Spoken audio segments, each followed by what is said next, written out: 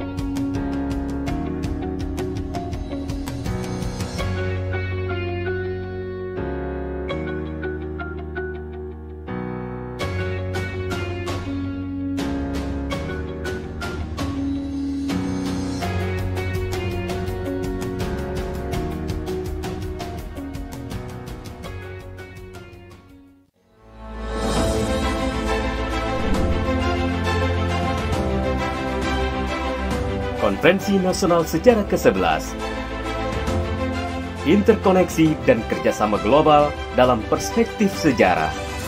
Konferensi sejarah pertama yang berlangsung secara virtual dengan 8 subtema: historiografi dan metode, perempuan, maritim, diplomasi, agama dan budaya, seni dan warisan budaya, pendidikan sejarah, lingkungan, kota, dan kesehatan. Menghadirkan 52 kelompok panel, 252 panelis, 25 pembahas. Jadilah bagian dari sejarah. Daftarkan diri Anda melalui laman konferensi.masyarakatsejarawan.or.id.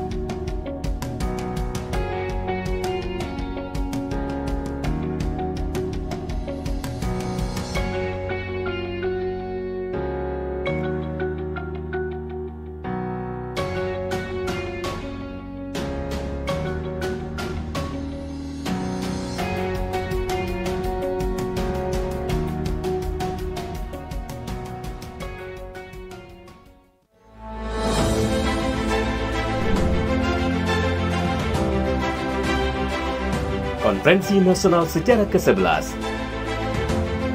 Interkoneksi dan kerjasama global dalam perspektif sejarah. Konferensi sejarah pertama yang berlangsung secara virtual.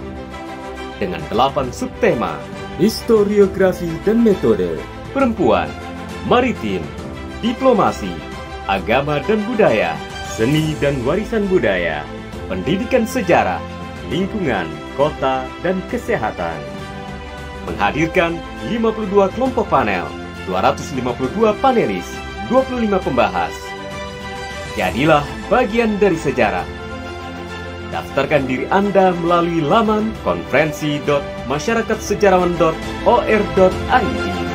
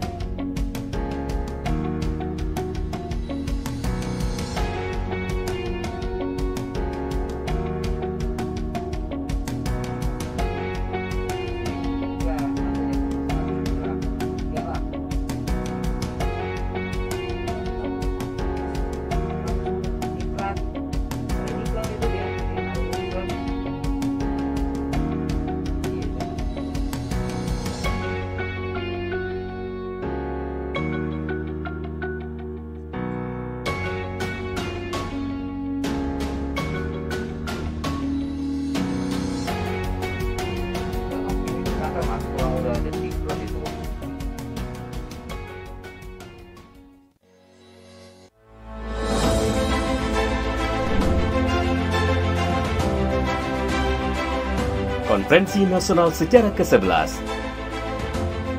Interkoneksi dan kerjasama global dalam perspektif sejarah. Konferensi sejarah pertama yang berlangsung secara virtual. Dengan 8 subtema: historiografi dan metode, perempuan, maritim, diplomasi, agama dan budaya, seni dan warisan budaya, pendidikan sejarah, lingkungan, kota, dan kesehatan. Menghadirkan 52 kelompok panel, 252 panelis, 25 pembahas. Jadilah bagian dari sejarah. Daftarkan diri Anda melalui laman konferensi.masyarakatsejarawan.or.id.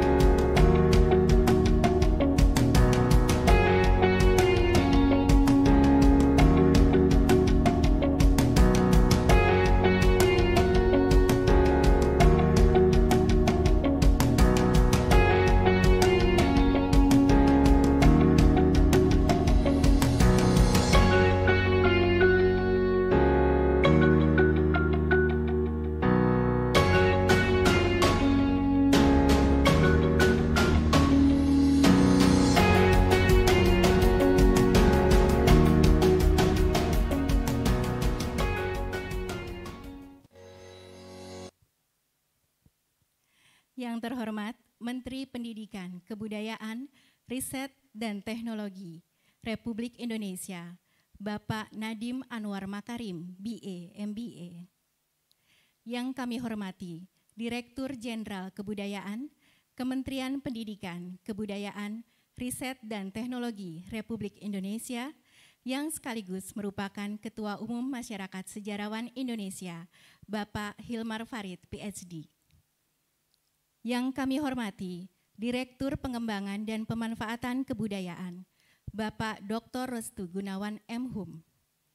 Yang kami hormati pembicara kunci, Bapak Hilmar Farid, PhD, dan Profesor Dr. Herawati Sudoyo, MS. Yang kami hormati para peserta Konferensi Nasional Sejarah ke-11 dan Bapak Ibu tamu undangan yang tidak bisa kami sebutkan satu persatu. Assalamualaikum warahmatullahi wabarakatuh. Shalom, salam sejahtera untuk kita semua. Om Swastiastu, Namo Buddhaya, salam kebajikan, Rahayu. Selamat siang, terima kasih kepada seluruh hadirin yang telah hadir dalam acara pembukaan Konferensi Nasional Sejarah ke-11 yang dilaksanakan secara virtual pada hari ini tanggal 8 November 2021 sampai dengan pukul 1 hingga 2 jam mendatang di pukul 3 sore nanti. Perkenalkan, saya Diana Trisnawati Yudhistira. Saya akan memandu berjalannya rangkaian acara pembukaan Konferensi Nasional Sejarah ke-11. Dan izinkan saya sebelumnya untuk menyampaikan susunan acara sebagai berikut. Yang pertama, menyanyikan lagu Indonesia Raya. Yang kedua, pembacaan doa. Yang ketiga, pemutaran video singkat kronologi perjalanan Konferensi Nasional Sejarah. Yang keempat, laporan dari Direktur Pengembangan dan Pemanfaatan Kebudayaan, Direktorat Jenderal Kebudayaan, Kementerian Pendidikan, Kebudayaan, Riset, dan Teknologi Republik Indonesia, sekaligus merupakan Ketua Penyelenggara Konferensi Nasional Sejarah ke-11. Yang kelima, merupakan sambutan dari Menteri Pendidikan, Kebudayaan, Riset, dan Teknologi Republik Indonesia. Yang keenam adalah penyampaian materi dari dua pembicara kunci yang akan menyampaikan materi dan juga akan mengangkat tema sesuai dengan tema dari Konferensi Nasional Sejarah ke-11, yaitu interkoneksi dan kerjasama global dalam perspektif sejarah. Hadirin yang berbahagia, marilah kita mulai acara yang pertama dengan menyanyikan lagu kebangsaan Indonesia Raya. Untuk itu hadirin kami mohon untuk dapat berdiri. Bangsa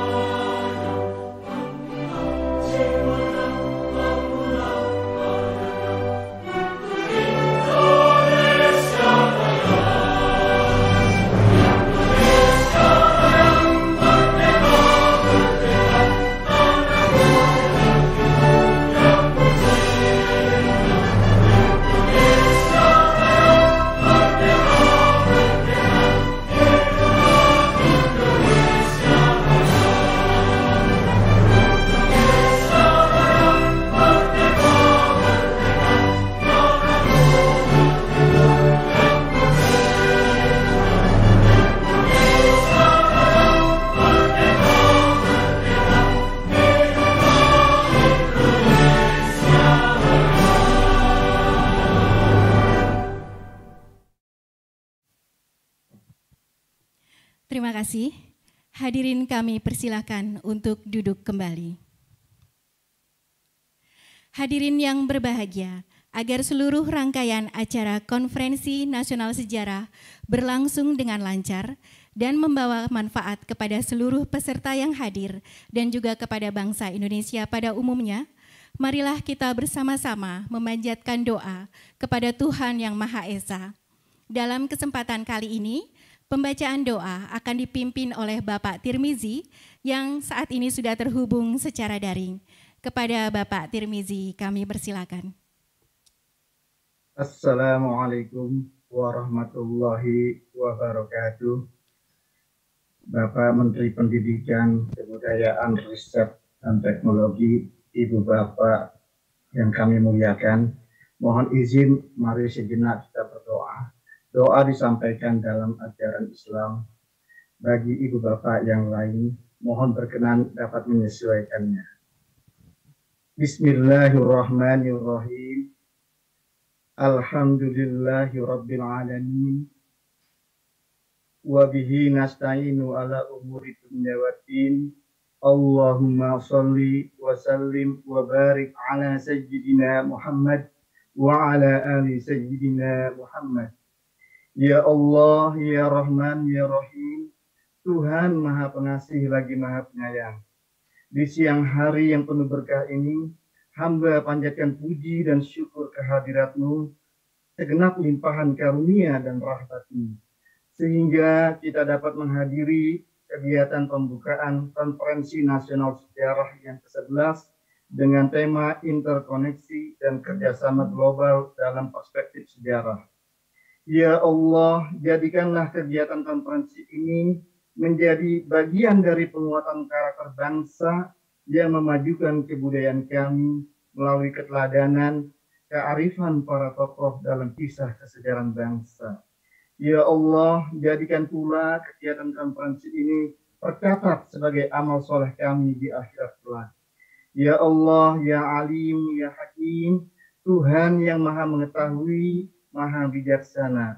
Berikanlah rahmat kepada kami dari sisi-Mu dan sempurnakanlah petunjuk yang lurus bagi kami dalam urusan kami dalam konferensi ini, sehingga kami dapat menggali hikmah sejarah bangsa kami berupa interkoneksi, saling mengenal, saling silaturahmi, dan kerjasama global dalam kebaikan dan ketakwaan, mengangkat martabat kemanusiaan universal, dan mewujudkan baldatun thayyibatun wa rabbun ghafur, negeri bangsa kami yang bersatu, sejahtera, damai, aman, penuh ampunan ilahi Rabbi. Ya Allah, ya Aziz, ya Ghafar, Tuhan yang Maha Pengampun, ampunilah semua dosa kami, dosa ibu bapak kami, guru kami, dosa para pemimpin kami, pendahulu dan pahlawan kami. Muliakanlah mereka dengan ampunan-Mu dan surga-Mu. Rabbana atina fid dunya hasanah wa fil akhirati hasanah wa qina adzaban nar. Walhamdulillahi rabbil alamin. Wassalamualaikum warahmatullahi wabarakatuh.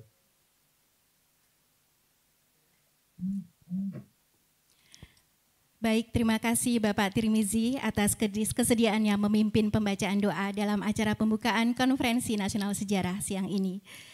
Hadirin yang berbahagia, selanjutnya kita akan menyaksikan bersama-sama pemutaran video singkat, film kronologi perjalanan Konferensi Nasional Sejarah. Sedikit kami informasikan bahwa Konferensi Sejarah kali ini adalah dilakukan untuk ke-11 kalinya secara nasional yang bermula sejak tahun 1957. Konferensi Nasional Sejarah merupakan ajang pertemuan dari para sejarawan dan seluruh masyarakat yang tertarik dengan bidang kesejarahan untuk bersama-sama saling berdiskusi dan memecahkan permasalahan yang mutakhir terkait persoalan sejarah Indonesia. Baik, tak perlu berlama-lama lagi, mari kita saksikan bersama-sama video singkat kronologi Konferensi Nasional Sejarah. Kronologi perjalanan Konferensi Nasional Sejarah.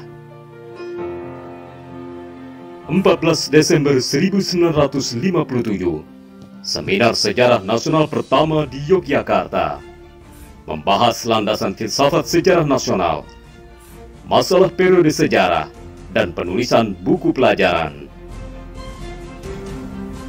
Dalam seminar sejarah pertama itu tidak ada sejarah yang dibicarakan, tapi bagaimana menerangkan sejarah itu, apa sejarah itu. Jadi bukan tidak mengatakan pada tahun sekian ini terjadi situ perang dan itu, enggak ada itu, tapi bagaimana menulis sejarah yang baik, apa fungsi sejarah, apa arti sejarah bagi kita. 1970, Seminar Sejarah Nasional kedua di Yogyakarta menghasilkan tim penyusun buku Sejarah Nasional Indonesia. 1981, Seminar Sejarah Nasional ketiga di Jakarta meletakkan dasar pendekatan ilmu sosial dalam penulisan sejarah. Dulu itu di antara penyelenggaraan seminar sejarah nasional yang kemudian menjadi konferensi nasional sejarah, itu diadakan seminar sejarah lokal, gitu. Itu menurut saya idenya bagus. Jadi itu berarti kan di tengah-tengah itu. Jadi kalau misalnya sekarang 2021, mestinya 2-3 tahun lagi itu kita bikin seminar sejarah lokal, tapi yang bersifat nasional atau bahkan internasional, ya, artinya yang kita undang bisa dari luar gitu. Jadi formatnya KSN, KNS ya, tapi ini temanya lokal. 1985, Seminar Sejarah Nasional keempat di Yogyakarta menekankan peningkatan integrasi, kemampuan teknis, dan wawasan demi kemajuan ilmu sejarah. 1990, Seminar Sejarah Nasional kelima di Semarang mendorong sejarawan dan pengajar sejarah meningkatkan kemampuan ilmiah. 1996, Kongres Nasional Sejarah ke-6 di Jakarta menetapkan pelaksanaan konferensi nasional tiap 5 tahun sekali. Di setiap 5 tahun sekali, sejarawan itu muncul dengan satu temuan baru di bidang sejarah masing-masing dari seluruh Indonesia, dan di situ timbul satu kemudian ide-ide yang berkembang.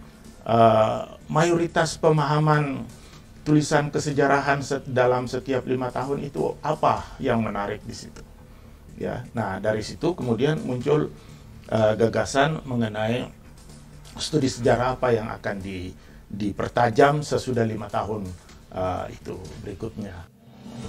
2001, Konferensi Nasional Sejarah ke-7 di Jakarta menghasilkan rekomendasi penulisan buku Indonesia dalam Arus Sejarah.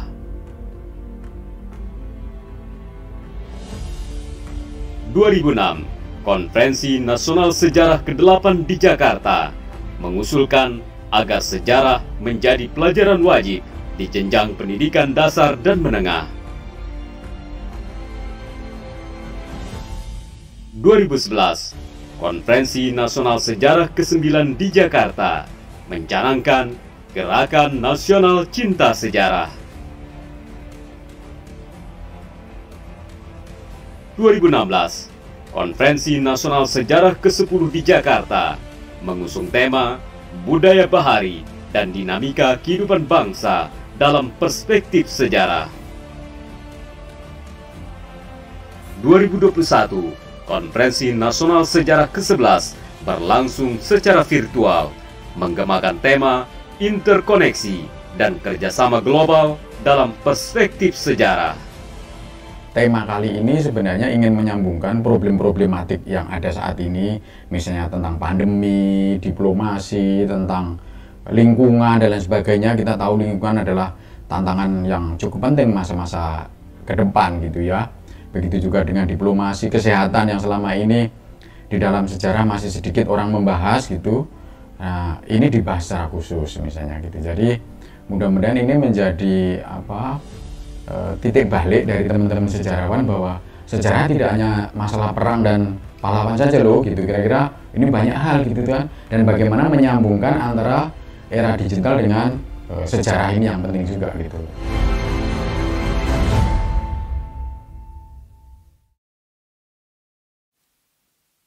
Baik, terima kasih hadirin, telah sama-sama kita saksikan tadi video singkat perjalanan dari Konferensi Nasional Sejarah. Hadirin, kita akan memasuki acara yang keempat, yaitu laporan dari Direktur Pengembangan dan Pemanfaatan Kebudayaan, Direktorat Jenderal Kebudayaan, Kementerian Pendidikan, Kebudayaan, Riset dan Teknologi Republik Indonesia, selaku Ketua Penyelenggara Konferensi Nasional Sejarah ke-11, yang terhormat Bapak Dr. Restu Gunawan, M.Hum, kami persilahkan.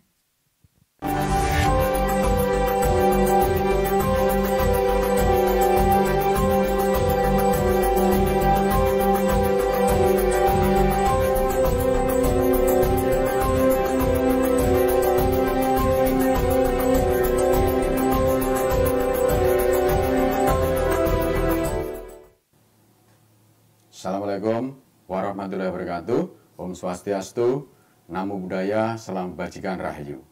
Yang saya hormati Bapak Insinyur Joko Widodo, Presiden Republik Indonesia. Yang saya hormati Bapak Nadiem Anwar Makarim, Menteri Pendidikan, Kebudayaan, Riset dan Teknologi. Yang saya hormati Bapak Hilmar Farid, Direktur Jenderal Kebudayaan. Bapak Ibu, seluruh pembicara yang kami banggakan. Puji syukur alhamdulillah, hari ini tanggal 8 November sampai 11 November 2021 kita akan menyelenggarakan Konferensi Nasional Sejarah Indonesia. Ini adalah event 5 tahunan bagi para sejarawan Indonesia untuk melihat perkembangan penelitian, riset, dan penulisan kesejarahan selama periode 5 tahun belakangan ini. Dalam kesempatan ini kita akan mengambil tema interkoneksi dan kerjasama global dalam perspektif sejarah yang terbagi dalam 8 subtema. Ada kesehatan, lingkungan, metodologi, pendidikan, kesehatan, dan lain sebagainya. Para sejarawan Indonesia, meskipun dalam kondisi pandemi, tetap akan melakukan kegiatan ini dengan menggunakan sistem daring. Ada 252 dan terbagi dalam 52 panel, ada 25 discussion, adalah sebuah event terbesar menurut saya selama ini, karena selama beberapa tahun belakangan setiap event mungkin kita 100 pembicara dan sebagainya. Jadi ini capaian yang cukup penting, dan sebagian besar para pembicara adalah generasi-generasi yang masih muda, yang sedang giat-giatnya melakukan riset di bidang kesejarahan. Dan yang penting juga bahwa dalam konferensi ini tidak hanya sejarawan, ada arkeolog, ada arsitek, ada ekonom yang terlibat dalam sebagai pembicara. Mudah-mudahan kegiatan ini nanti bisa memberikan perspektif dalam mengkaji sejarah, dan juga mudah-mudahan juga sejarah bisa memberikan sumbangan dalam pemajuan kebudayaan dan pembangunan Indonesia. Karena kita tahu pembangunan manusia, kebudayaan sangat dibutuhkan dalam proses pembangunan Indonesia menuju Indonesia yang berkemajuan. Saya kira itu laporan dari kami. Sekali lagi terima kasih kepada Pak Presiden, Pak Mendikbud, Ristek yang sudah berkenan memberikan sambutan dan juga memberikan semangat kepada kami semua, para sejarawan dan juga para ilmuwan yang terkait. Mudah-mudahan dapat memberikan inspirasi, dorongan kepada para penulis, para peneliti sejarah, para guru sejarah, para dosen, dan juga peserta yang ikut dalam kegiatan ini yang jumlahnya hampir 2.000 orang, dan kita akan tayangkan baik lewat Zoom maupun kanal YouTube.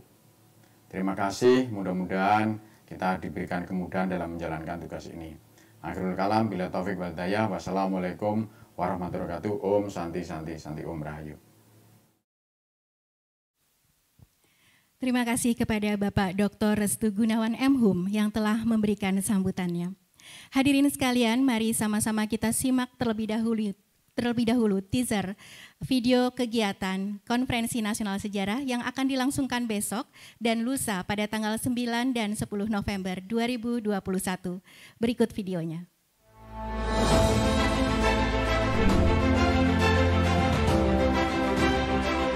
Konferensi Nasional Sejarah ke-11, interkoneksi dan kerjasama global dalam perspektif sejarah. Konferensi sejarah pertama yang berlangsung secara virtual dengan 8 subtema: historiografi dan metode, perempuan, maritim, diplomasi, agama dan budaya, seni dan warisan budaya, pendidikan sejarah, lingkungan, kota, dan kesehatan. Menghadirkan 52 kelompok panel, 252 panelis, 25 pembahas. Jadilah bagian dari sejarah. Daftarkan diri Anda melalui laman konferensi.masyarakatsejarawan.or.id.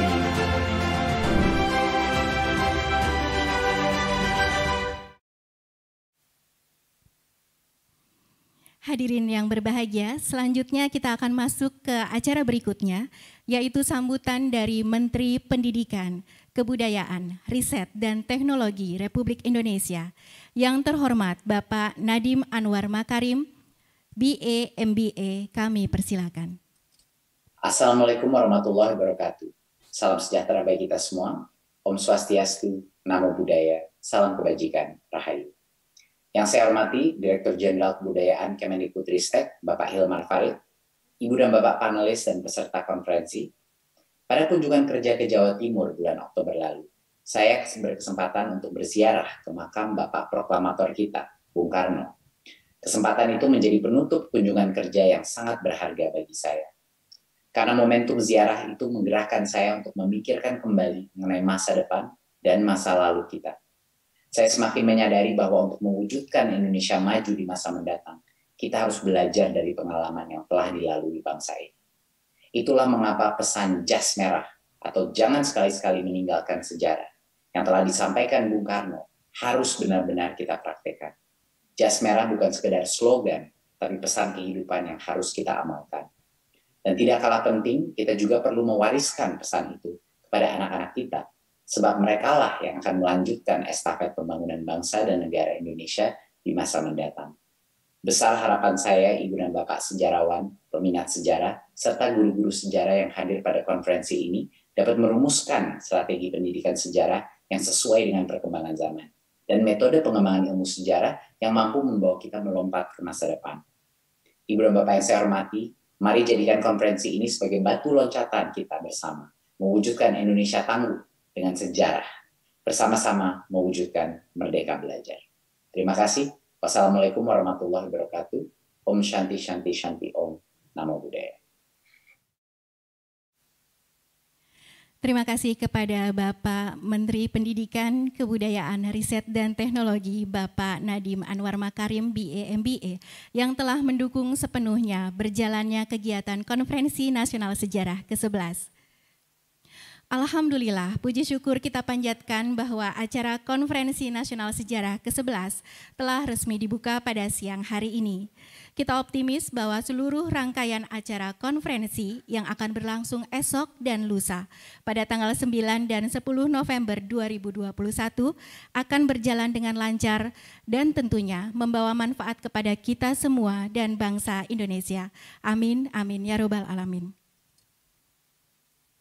Hadirin yang berbahagia, selanjutnya kita akan menyimak penyampaian dua pembicara kunci pada kesempatan kali ini yang akan mengangkat tema yang sesuai dengan tema Konferensi Nasional Sejarah ke-11, yaitu interkoneksi dan kerjasama global dalam perspektif sejarah.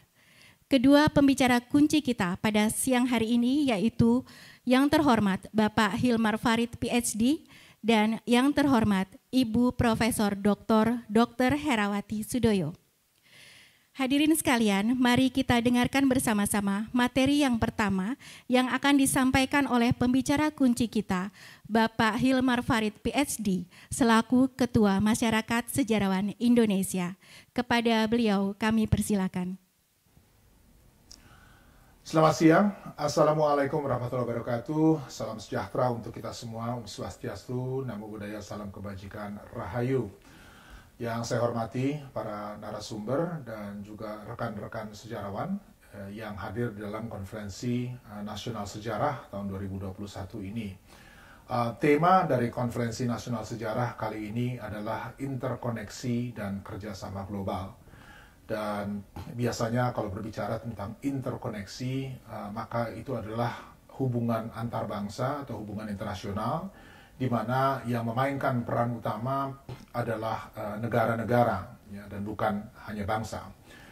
Tetapi saya kira sekarang ini dengan adanya perkembangan dunia yang begitu cepat, ya, kita perlu memaknai kembali interkoneksi tidak terbatas pada hubungan di antara negara-negara, tetapi juga hubungan di antara berbagai macam komunitas yang sebenarnya sudah berlangsung sejak waktu yang sangat lama. Kalau kita berbicara mengenai sejarah yang panjang, maka kehadiran manusia modern atau Homo sapiens sekarang ini boleh dibilang sudah sekitar 100.000 tahun yang lalu. Sementara gejala masyarakat atau manusia modern ini hidup menetap itu sekitar 12.000 tahun yang lalu. Negara dalam hal ini bentuk yang klasik di Nusantara seperti Sriwijaya, Majapahit, dan lain-lain, ini nggak lebih dari 2000 tahun yang lalu. Ya, kalau bicara tentang negara modern yang kita hidupi sekarang, mungkin akan lebih bisa kita tarik sampai ke 400 tahun yang lalu. Kalau seandainya VOC boleh kita hitung sebagai sebuah negara.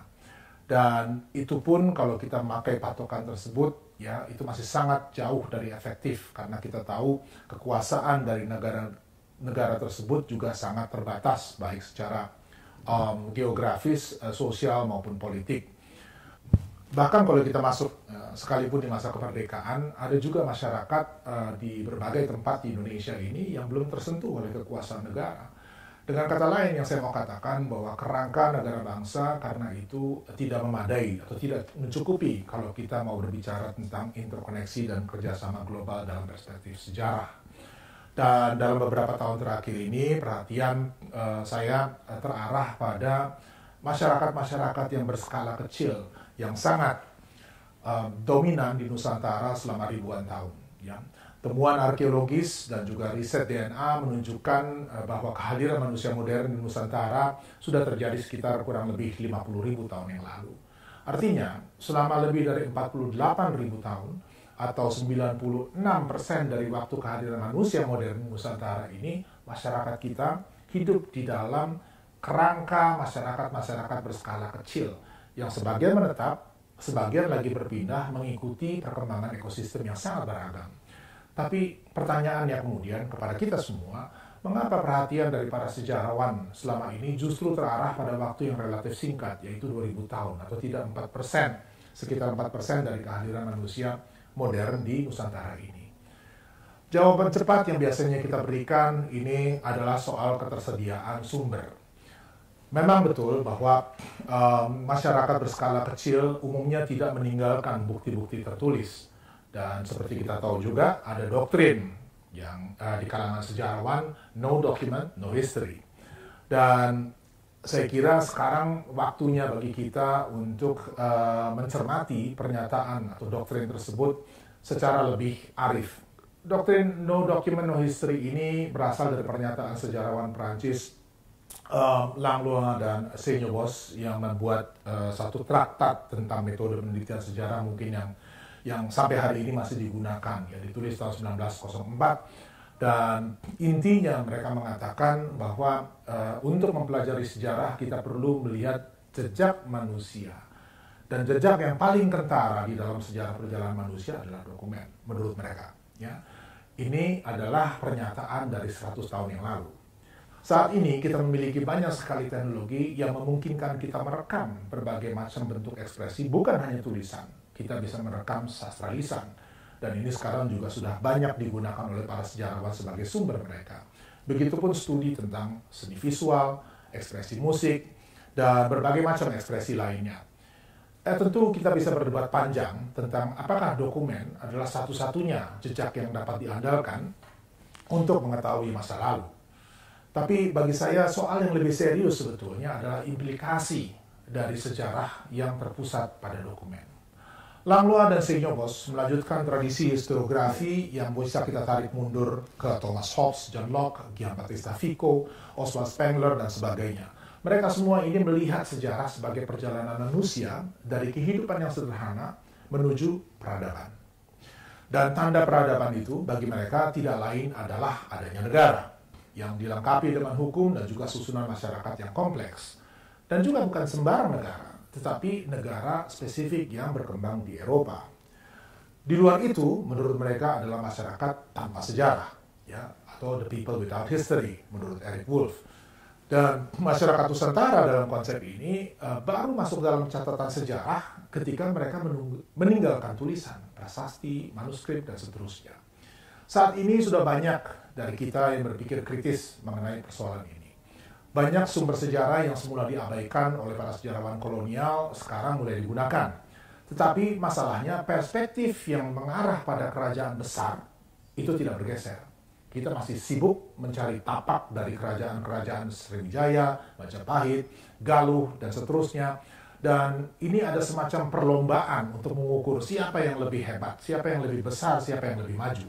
Tidak menyadari bahwa berbagai kerajaan besar ini sebetulnya juga berkuasa atas sebagian saja dari wilayah Nusantara ini. Kekuasaan mereka secara efektif mungkin hanya berlaku di dalam lingkup yang sangat-sangat terbatas. Sebagian besar masyarakat kita hidup di dalam kelompok-kelompok masyarakat berskala kecil yang otonom, tapi saling berhubungan atau interconnected.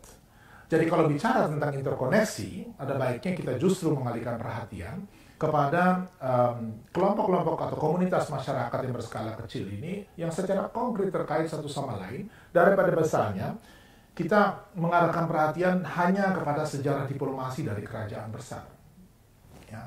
Saya bisa memberi banyak sekali contoh. Perdagangan tripang antara Makassar dengan komunitas masyarakat asli di utara Australia, salah satu contohnya. Komunitas orang Melayu yang menetap di Madagaskar sejak 2000 tahun yang lalu adalah contoh yang lain lagi. Belum lagi komunitas orang Tionghoa, Bengal, Arab, Tamil, Afrika, dan sebagainya di Nusantara ini yang datang secara bergelombang selama 2000 tahun terakhir ini dan turut membentuk perjalanan sejarah kita. Dan masih banyak sekali contoh yang lain. Interkoneksi dengan begitu di antara berbagai komunitas ini memang tidak direkam dalam dokumen tertulis. Sebagian besar dari komunitas ini tidak mengenal tulisan bahkan. Tapi bukan berarti bahwa mereka tidak meninggalkan jejak sama sekali. Jejak mereka bisa ditemukan dalam berbagai macam bentuk. Ya. Mulai dari tradisi lisan yang menceritakan asal-usul, dalam nyanyian, tarian, ikonografi, dalam seni visual, dan sebagainya. Atau kalau mau yang lebih material lagi, adalah marka populasi seperti DNA mitokondria yang sekarang dipelajari oleh Profesor Herawati Sudoyo, yang juga akan memberikan pidato kunci dalam konferensi ini. Nah, kesimpulan penting dari berbagai studi tentang interkoneksi di masa lalu yang jauh ini adalah bahwa masyarakat di Nusantara memang sangat beragam tapi saling terkait. Ada semacam kesadaran bersama di kalangan masyarakat berskala kecil ini bahwa semuanya sebetulnya saling membutuhkan. Ya. Karena itu salah satu kualitas penting yang berkembang di dalam masyarakat berskala kecil ini adalah keterbukaan. Tentu saya tidak bermaksud untuk meromantisasi sejarah dari masyarakat yang berskala kecil ini. Kita tahu bahwa masyarakat seperti ini selalu ditandai oleh penaklukan, perang, perbudakan, dan tentunya ini juga harus selalu kita perlakukan secara objektif. Tapi saya kira juga penting bagi kita untuk beralih dari keinginan untuk mencari semacam model ideal dari masa lalu sebagai contoh bagi kita di masa sekarang. Ya, kita tidak bisa memutar balik jarum jam sejarah, tetapi ada banyak hal yang bisa kita pelajari dari masa lalu untuk memahami masa kini dan juga melihat masa depan dengan lebih baik. Dan di sini saya kira sejarawan harus membuka diri pada berbagai macam bidang ilmu lainnya, arkeologi, antropologi, linguistik, sastra, kajian budaya, sampai pada biologi dan ilmu lingkungan hidup. Dan di sini saya ingin masuk ke bagian kedua dari tema konferensi kita, yaitu soal kerjasama global. Sebenarnya kerjasama global seperti apa yang kita perlukan hari ini? Ya, para pemimpin dunia melalui PBB sudah menyepakati bahwa kita punya tujuan bersama, yaitu tujuan pembangunan berkelanjutan. Inilah tujuan bersama kita secara global. Kerjasama global karena itu tidak lain adalah usaha bersama untuk mencapai tujuan bersama tersebut. Nah, sekarang ini tantangan atau salah satu tantangan yang paling besar untuk masyarakat dunia ini mencapai tujuan pembangunan berkelanjutan itu adalah soal perubahan iklim. Baru-baru ini, para pemimpin dunia, termasuk Indonesia, bertemu di Glasgow, Skotlandia, untuk membahas masalah perubahan iklim ini. Pertemuan yang dikenal dengan sebutan COP26 bertujuan mengikat komitmen di antara negara-negara dunia mencegah pemanasan global dan mengurangi dampak dari perubahan iklim. Tentu ini bukan usaha yang pertama. Ya, 5 tahun yang lalu, negara-negara yang sama merumuskan hal yang sama juga di Paris dan menghasilkan apa yang disebut Paris Agreement atau COP21. Tapi dalam 5 tahun terakhir belum terlihat upaya sungguh-sungguh untuk mengurangi emisi karbon yang menjadi penyebab utama dari perubahan iklim. Perubahan iklim saat ini adalah tantangan yang sangat besar, yang bisa kita golongkan sebagai existential risk, artinya mengancam bukan hanya 1-2 bagian dari bumi kita ini, tapi seluruh umat manusia. Dan tentunya kerjasama global sangat diperlukan di berbagai tingkat. Konferensi global yang dihadiri oleh para pemimpin dunia, baik di Paris tahun 2016 maupun di Glasgow baru-baru ini, sudah memperlihatkan keterbatasan dari skema negara bangsa di dalam mencari penyelesaian terhadap persoalan global ini. Sementara pada saat bersamaan kita juga melihat ada gelombang pasang dari gerakan sosial, gerakan komunitas yang mencari jalan untuk mencegah pemanasan global dan secara efektif mengatasi dampak dari pemanasan global yang sudah dirasakan sekarang ini. Mereka adalah para ilmuwan, para relawan, para aktivis, perwakilan masyarakat adat, petani, dan nelayan yang betul-betul merasakan dampak dari pemanasan global tersebut. Sayangnya selama ini masih ada semacam pembelahan antara pendekatan yang berpusat pada kebijakan negara dengan gerakan sosial. Sementara ancaman dari perubahan iklim ini nyata bagi semua orang. Studi sejarah bisa membantu melihat basis kerjasama global baru yang berbasis pada komunitas berskala kecil. Hal yang sesungguhnya sudah dan masih dilakukan selama ratusan tahun, tapi sempat tertutup oleh narasi sejarah negara bangsa yang sangat dominan. Studi sejarah menurut saya bisa memperlihatkan bagaimana komunitas berskala kecil mengelola alam dan lingkungan untuk memenuhi kebutuhan hidupnya tanpa harus merusak. Praktek seperti itu sudah terbukti unggul karena sudah melalui ujian waktu. Pemahaman yang lebih menyeluruh dari praktek-praktek semacam ini saya kira sangat berkontribusi bagi kita untuk mencari model yang lebih efektif mengatasi ancaman perubahan iklim dan merintis masa depan yang lebih baik bersama. Saya kira itu yang bisa saya sampaikan dan terima kasih atas perhatiannya. Wassalamualaikum warahmatullahi wabarakatuh. Om Santi, Santi, Santi Om Rahayu. Terima kasih kepada Bapak Hilmar Farid PhD yang telah menyampaikan pidato kuncinya pada siang hari ini. Selanjutnya kita akan masuk menyimak acara yang kedua, pembicara kunci yang kedua, yaitu dari Ibu Profesor Dr. Herawati Sudoyo MS. Beliau merupakan Direktur Riset Eichmann Institute. Alhamdulillah pada siang hari ini beliau sudah bergabung bersama kita secara live dari Timika. Selamat siang Ibu Herawati. Selamat siang Ibu. Ibu suaranya belum terdengar? Selamat siang Jakarta, salam dari Timika.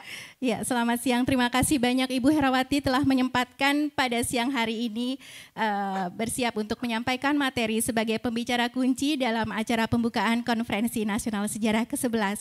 Baik Ibu Herawati, waktu dan tempat kami persilakan. Selamat siang. Tentunya pertama-tama sekali saya ingin memberikan atau menghormati Pak Menteri Pendidikan dan Kebudayaan Pak Nadiem Makarim, Bapak Dirjen Kebudayaan Hilmar Farid, dan Ketua Panitia dari konferensi yang sangat prestisius ini, para hadirin yang terhormat dari berbagai bidang, dan para generasi muda penerus sejarah harapan bangsa. Perkenankan saya pada saat ini untuk share screen.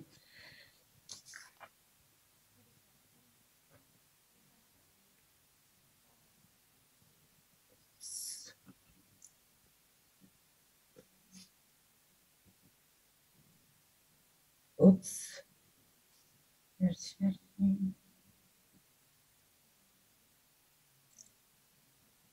Mohon maaf, apakah sudah masuk atau belum? Gambarnya? Belum tampak, Ibu. Oh, sudah. Ya, baik. Sudah masuk, Bu. Sudah masuk? Ya, siap.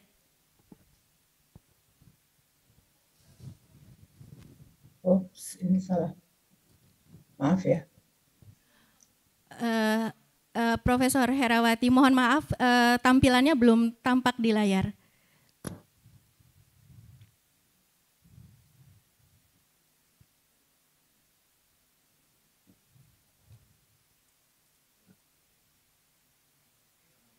Baik, sudah siap Ibu? Presentasinya sudah dapat tampil? Oke, sebentar.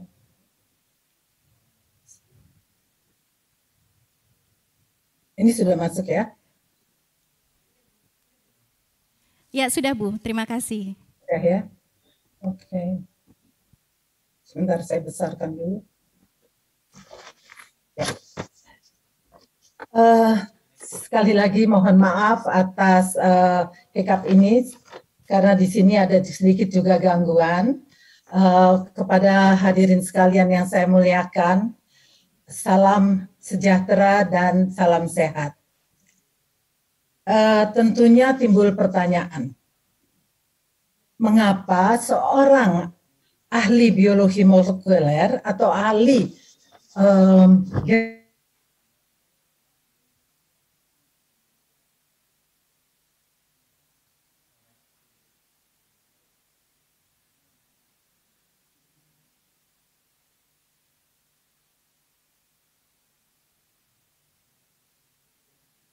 alam dan mereka yang telah bekerja dalam bidang sosial.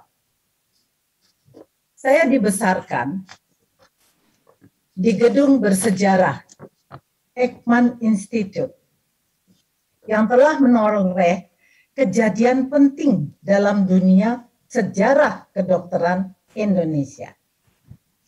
Ekman Institute yang tenar di dunia karena di gedung inilah ditemukan konsep bahwa vitamin juga menyebabkan penyakit.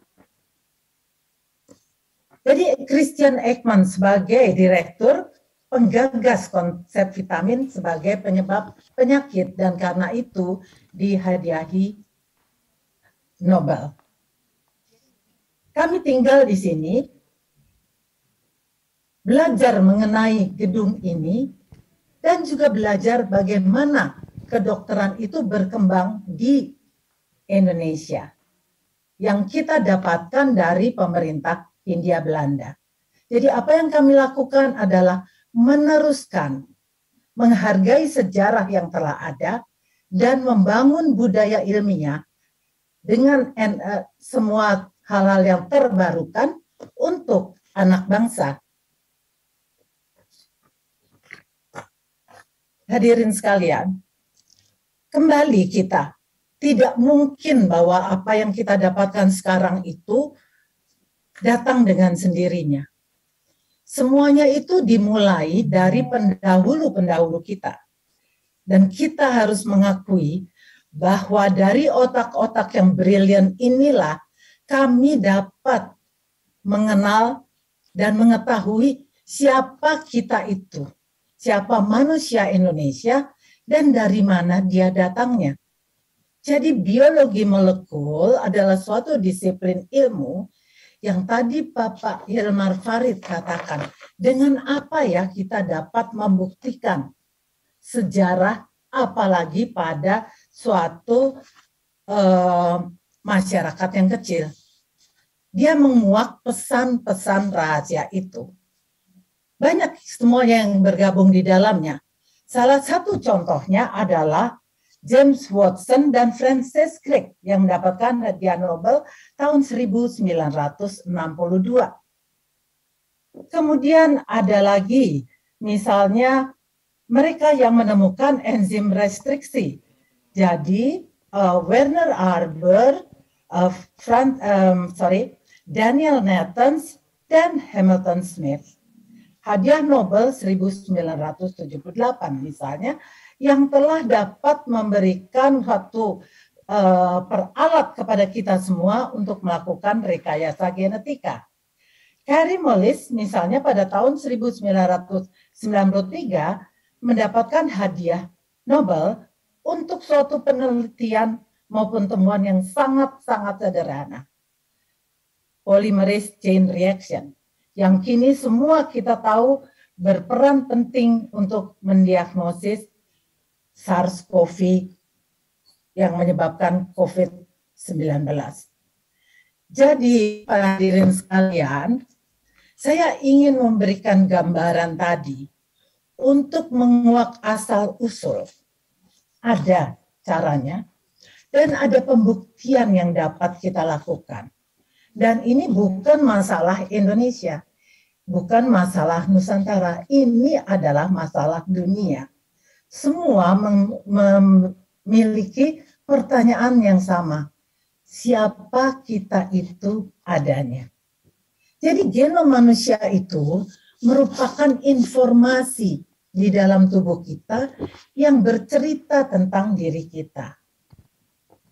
Pak Hilmar Farid mengatakan bahwa ada sejarah kedatangan dari mereka-mereka yang berasal dari misalnya Timur Tengah, dari India, dari Arab, itu ada di dalam DNA kita.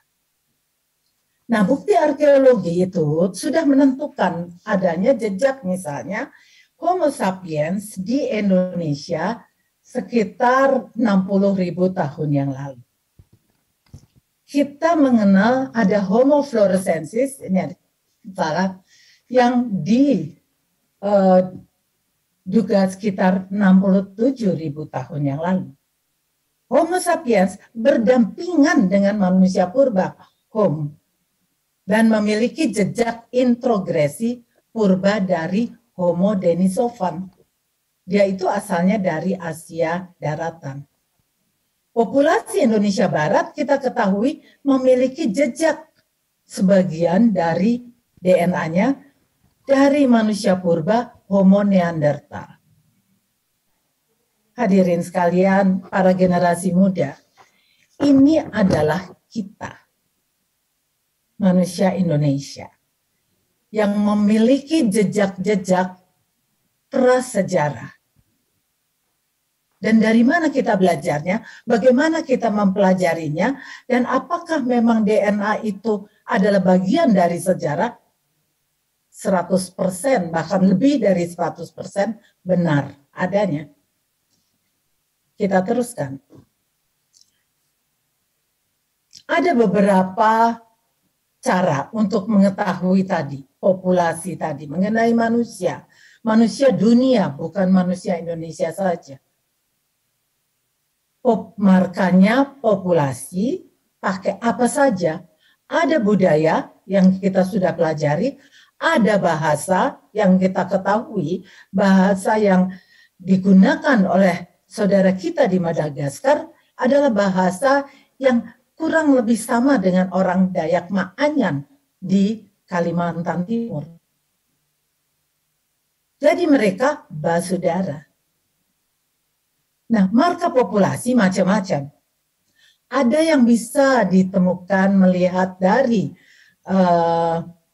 pihak ayah, itu kromosom A.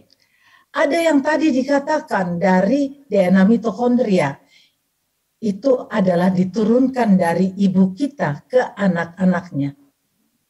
Kalau mau lihat pembauran, lihatlah pada DNA kromosom. Karena setengah dari kromosom kita diturunkan dari ibu, setengahnya dari ayah. Apa yang kita harapkan kalau kita melihat dari masing-masing?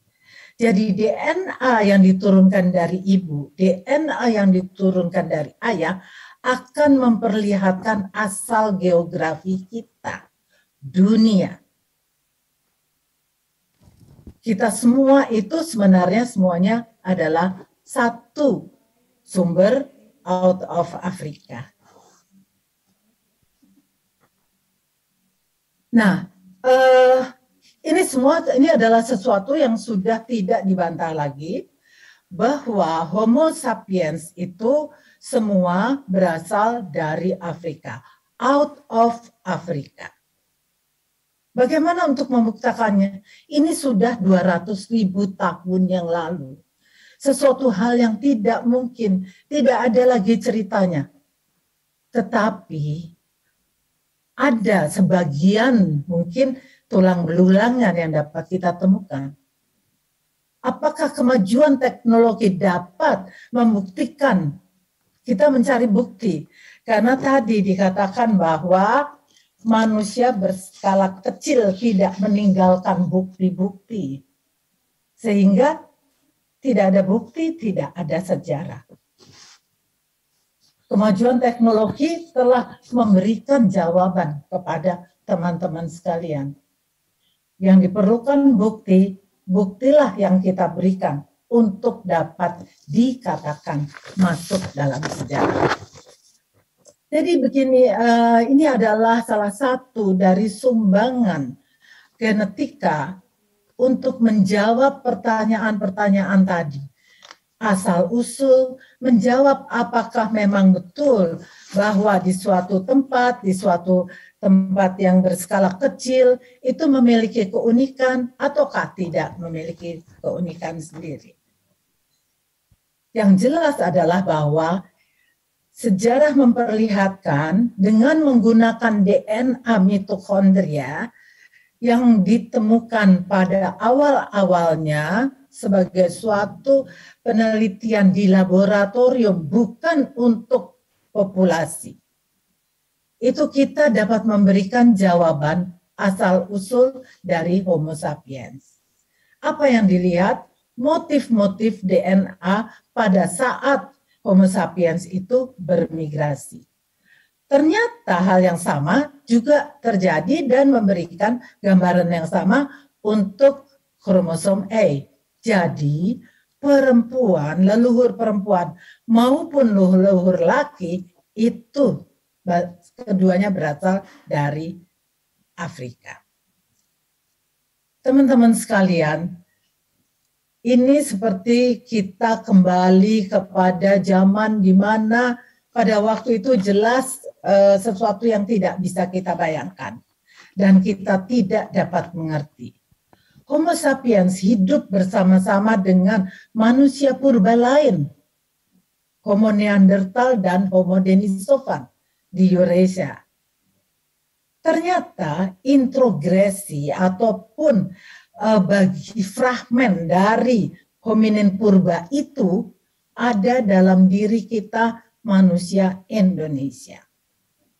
Itulah yang dibawa oleh leluhur kita dari Afrika melalui Asia masuk ke Nusantara dan terus berlanjut ke Polinesia. Kemajuan berganda, tumpang tindih, kemudian interbreeding antar spesies itulah yang menghasilkan percampuran kedua gen manusia purba tersebut dengan manusia modern. Dan ini tidak dapat kita jawab mungkin sekitar 6 tahun lalu. Kemajuan teknologi, big data, otomasi, teknologi informasi yang sangat-sangat canggih, itu telah memberikan banyak sekali jawaban-jawaban yang dulu tidak kita dapat ketahui. Dan Indonesia turut dalam dan ikut dalam kemajuan revolusi industri 4.0 itu di Indonesia. Nah, tentunya ini seperti saya katakan, kita bicara mengenai sejarah manusia itu bukan hanya karena kita ingin tahu sendiri, tetapi seluruh peneliti di dunia ini ingin melihat interkoneksitas kita. Mereka-mereka yang berasa atau memiliki genetika Eurasia ingin tahu apakah leluhurnya itu kemudian bermigrasi ke bawah, masuk ke Kepulauan Nusantara. Itu semua pertanyaan-pertanyaan yang sama. Siapa yang lebih dulu masuk dan kemudian bagaimana mereka beradaptasi dan seleksi. Jadi para hadirin sekalian, ini adalah suatu bukti bagaimana DNA dapat memberikan jawaban terhadap pertanyaan tadi. Motif DNA pada populasi global menggambarkan pola spesifik berdasarkan asal geografis. Jadi leluhur kita itu berkelana, menyebar ke seluruh dunia. Apa yang sebenarnya kita lihat? Sama dengan apa yang kita alami selama pandemi ini. Manusia bermutasi lebih lama, virus bermutasi secara cepat sehingga kita dapat melihat perubahan dari variasi DNA. Virus Delta itu adalah hasil mutasi. Yang terjadi karena apa? Virus bermutasi karena adaptasi terhadap lingkungan maupun terhadap inangnya. Jadi inilah yang terjadi, adaptasi terhadap lingkungan kepada DNA kita sehingga memberikan gambaran tadi migrasi dan gambaran keragaman dari DNA. Nah, tentunya sebagai kita bangsa Indonesia, kita pun ingin membaca genom kita karena kita ingin menguak sejarah asal-usul. Siapa manusia Indonesia? Dari mana asalnya? Bagaimana perannya terhadap sejarah dunia? Indonesia itu sangat penting untuk dunia. Tanpa Indonesia, tidak ada jawaban bagaimana hubungan Asia dengan Pasifik. Tidak mungkin mereka terbang. Mereka harus lewat Kepulauan Nusantara. Tanpa ada data dari Indonesia, ada suatu lubang besar yang tidak dapat memberikan jawaban terhadap dunia. Jadi kita itu penting, sangat-sangat penting. Nah, Homo sapiens itu memiliki persamaan dan perbedaan yang disebabkan adanya seleksi dan adaptasi terhadap lingkungan. Teman-teman, saya ingin pakai ini Martin Luther King quote-nya. We are not makers of history. We are made by history. Jadi kita manusia Indonesia ini menjadi seperti ini, menjadi Indonesia karena kita dibuat oleh sejarah kita. Kita kembali melihat ke belakang, siapa sih yang bikin kita ini? Dan itu adalah sesuatu, kalau kita menemukan jawaban itu, kita beruntung masih mendapatkan jawaban. Ada pertanyaan lagi, tidak menjadi masalah. Kita coba cari jawabannya. Jadi Indonesia seperti tadi, kita sudah menjawab ke dunia bahwa Kepulauan Indonesia ini adalah suatu jalan raya yang besar yang menghubungkan atau jembatan besar menghubungkan Asia dan Pasifik. Hasilnya kita serahkan pada dunia. Sehingga semua orang tahu leluhur mereka itu kemana perginya. Dan apakah leluhur mereka itu juga berkontribusi terhadap Indonesia. Karena apa? DNA yang tadi berasal informasi genetik diturunkan dari satu generasi ke generasi selanjutnya. Kita sudah bisa memberikan jawaban terhadap struktur dan hubungan populasi. Kita beragam, sangat beragam. Bagaimana hubungan antara satu masyarakat dengan masyarakat lainnya, satu populasi etnik dengan populasi etnik lainnya. Filipina juga beragam dan semua memiliki pertanyaan yang sama. Pertanyaan itulah yang kita share atau berbagi informasi. kita juga dapat mengembangkan gambaran pembauran genetik dalam skala spasial, berbeda di seluruh kepulauan Nusantara dan interkoneksi global. Jadi interkoneksi itu sebenarnya juga kita sendiri di di Indonesia perlu ada itu.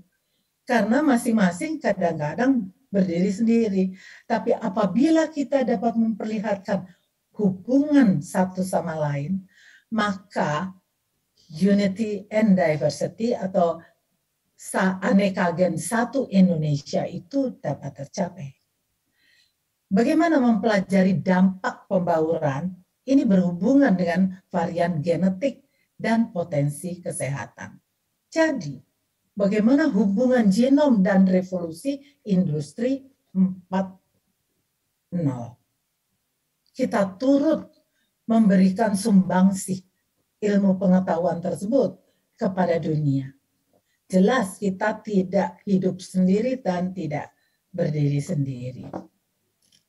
Jadi pertanyaan bagaimana keragaman Indonesia terbentuk, kita sudah dapat memperlihatkan bukti-bukti mengenai jejak pembauran Melanesia dan mereka yang bertutur Melanesia dan Austronesia. Ada, kalau dari kami genetik memperlihatkan 4 gelombang migrasi. Sebagian menyatakan ada 2 gelombang migrasi besar, out of Africa dan out of Taiwan. Yang hasil-hasil yang baru menunjukkan ada yang sebelumnya antara 2 itu yang datang dari Asia daratan berbahasa Austroasiatik. Dan pertemuan dari kedua yang besar tadi, mereka-mereka yang berbahasa Austronesia dan mereka-mereka yang berbahasa non-Austronesia dapat kita lihat. Pertemuan 2 budaya yang indah itu dapat kita temukan di Timor. Itu yang harus kita lihat sebenarnya. Bagaimana pertemuan itu dan bagaimana mereka dapat bersanding. Apakah terjadi pembauran, dan pembauran itulah yang akan ingin kita lihat. Jadi teman-teman sekalian, para hadirin, DNA itu memperlihatkan arsip masa lalu. Dan kenapa menjadi penting? Karena dia itu penting untuk memahami integrasi. Sekarang integrasi nasional ya, di masa kini. Karena kita bisa melihat, kalau tadi kita bisa melihat jelas misalnya pembauran tersebut, sekarang pembauran itu jauh lebih kompleks daripada yang saudara-saudara semua bayangkan. Dan itu semua kita lihat. Dari barat sampai ke timur berjajar pulau-pulau, sambung menyambung menjadi satu. Itulah Indonesia. Dan ini adalah data yang dibuat dari lebih dari 2.740 individu dari 70 populasi etnik, 12 pulau. Memperlihatkan bagaimana keragaman dari motif DNA yang diturunkan dari ibu tadi di suku-suku tersebut. Misalnya Nias, kalau Sumatera Utara itu misalnya Karo dan Batak. Kita memperlihatkan bahwa itu memperlihatkan semua bahwa ada variasi baik di dalam populasi etnik maupun di etnik lainnya. Tetapi ada hal-hal yang unik yang memberikan kepada kita karakteristik tertentu. Dan bagaimana karakteristik tertentu tersebut itu tidak keluar dalam jumlah besar sekejap saja, tetapi dia itu secara gradual. Itu yang memperlihatkan bahwa gambarannya adalah pembauran, bukan penggantian.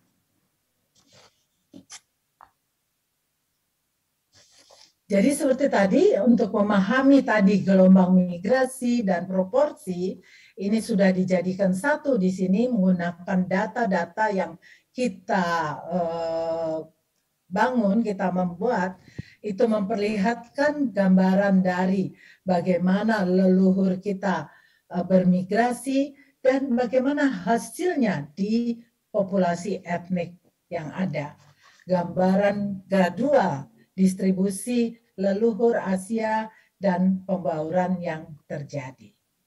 Ini adalah sesuatu yang sangat-sangat menarik dan saya kira ini menjadi sesuatu bahan yang dapat didiskusikan oleh para sejarawan. Bisa dari sudut kesehatan karena medical antropologi atau sejarah kedokteran kesehatan itu sangat-sangat penting dan belum banyak dieksplor dari sudut yang jauh maupun dari masyarakat kecil. Saya kira ini menjadi suatu hal yang menjadi inspirasi untuk dikembangkan lebih lanjut.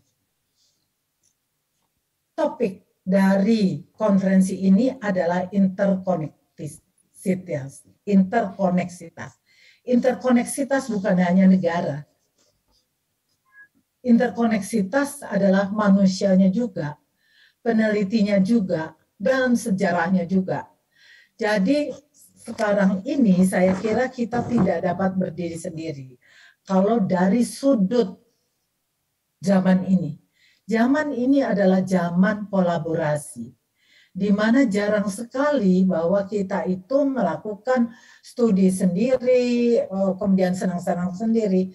Kita membuat itu menjadi suatu gambaran global, menjadi suatu cerita yang maha besar. Besar sekali. Barulah kita dapat bisa mengerti bagaimana interhubungan antara satu bangsa dengan bangsa yang lain. Dari sudut peneliti, dari sudut sains, itu tidak ada batasan. Tidak ada wall, dinding yang memisahkan kita semuanya. Nah, tetapi saya kira saya ingin memberikan pesan ini. We are still learning. Michelangelo mengatakan ancora imparo. Dia bilang dia masih belajar. Saya kira kita semua di sini, di konferensi ini, kita semua masih belajar. Kita selalu masih ingin menerima hal-hal yang baru, kita menghargai hal-hal yang lama, karena seperti tadi dikatakan, kita itu dibuat oleh sejarah.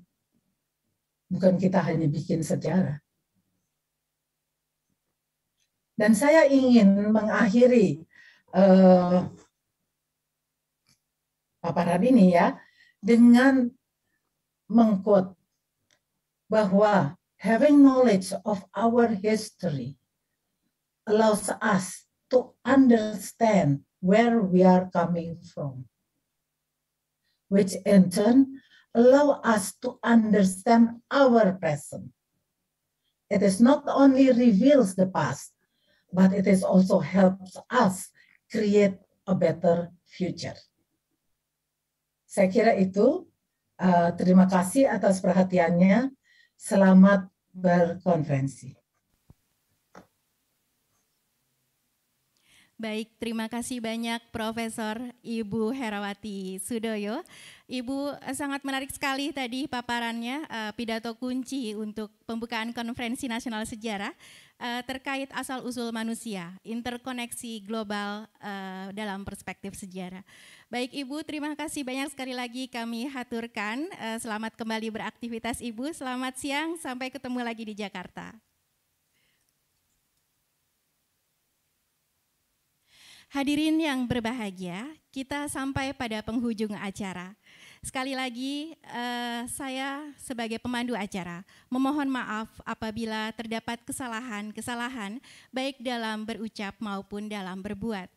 Jangan lupa untuk terus menyaksikan acara Konferensi Nasional Sejarah pada esok hari dan lusa pada tanggal 9 dan 10 November 2021 dari mulai pukul 8 pagi hingga jam 5 sore yang akan menghadirkan 252 panelis, 25 pembahas, dan 52 sesi panel dengan berbagai macam tema. Ada 8 tema yang akan disampaikan pada Konferensi Nasional Sejarah nanti, yaitu tema maritim, tema diplomasi, tema agama dan kebudayaan, tema perempuan, tema pendidikan sejarah, tema seni dan warisan budaya, tema historiografi dan metode, dan tema lingkungan, kota, dan kesehatan.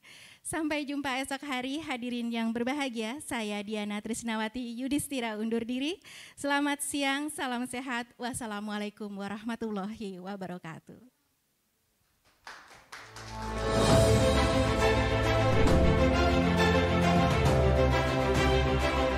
Konferensi Nasional Sejarah ke-11, interkoneksi dan kerjasama global dalam perspektif sejarah.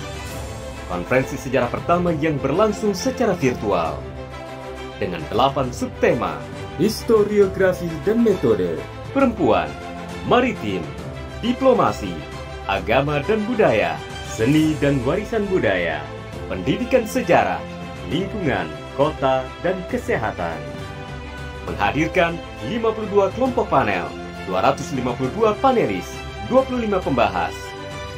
Jadilah bagian dari sejarah. Daftarkan diri Anda melalui laman konferensi.masyarakatsejarawan.or.id.